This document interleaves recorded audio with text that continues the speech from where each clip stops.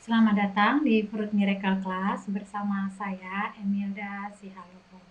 Nah, di bagian ini, modul kali ini, kita akan belajar tentang bagaimana memahami spesies kita, gitu, dan juga memahami spesies-spesies di sekitar kita, sehingga kita tahu nih, oh, kenapa kita perlu makan ini dan kenapa kita harus makan ini. Jadi, itu ada logikanya, dan memang di dalam alam semesta ini Tuhan itu sudah mendesain kita sedemikian perfect untuk kita mengerti bahwa makanan apa yang diperlukan sesuai dengan desain tubuh yang Tuhan ciptakan, sesuai dengan desain anatomi sama fisiologis dari diri kita, lalu memahami spesies-spesies di sekitar kita. Nah, kita akan mempelajari pertama-tama tentang klasifikasi makhluk hidup.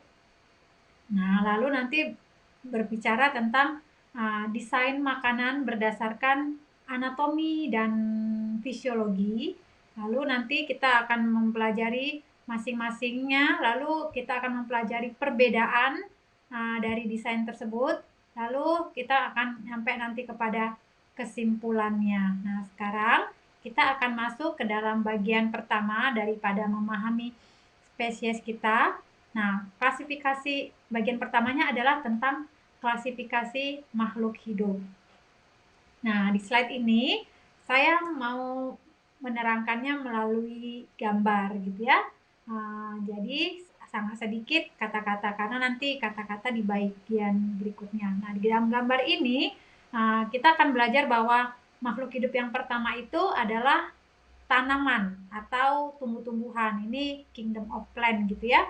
Dan di sini ketika kita melihat pada slide ini satu atau beberapa tanaman, nah kita melihat bahwa sebuah tanaman itu membutuhkan unsur-unsur untuk dia bisa hidup. Yang pertama adalah medianya. Medianya itu tanah gitu ya.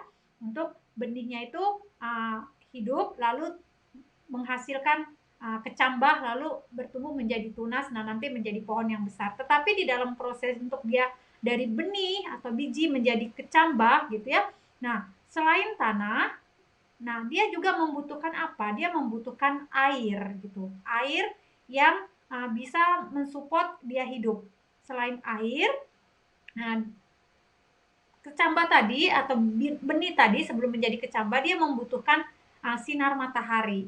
Nah, sinar matahari yang cukup, bukan sinar matahari yang terik gitu ya, sinar matahari yang cukup untuk dia bertumbuh, berproses dan menjadi tumbuhan yang kuat. Nah, ini adalah kingdom of plants gitu ya, kerajaannya tanaman atau tumbuh-tumbuhan. Nah, lalu di bagian kedua kita akan masuk kepada dunia binatang. Nah, sebelum masuk kepada dunia binatang, kita melihat bahwa Tuhan itu sudah menciptakan ada 3 jenis makhluk hidup di bumi ini, yaitu tumbuh-tumbuhan atau tanaman, lalu binatang, lalu manusia. Nah, sebelum kita kita sudah mempelajari bagian tumbuh-tumbuhan, lalu kita akan masuk kepada dunia binatang.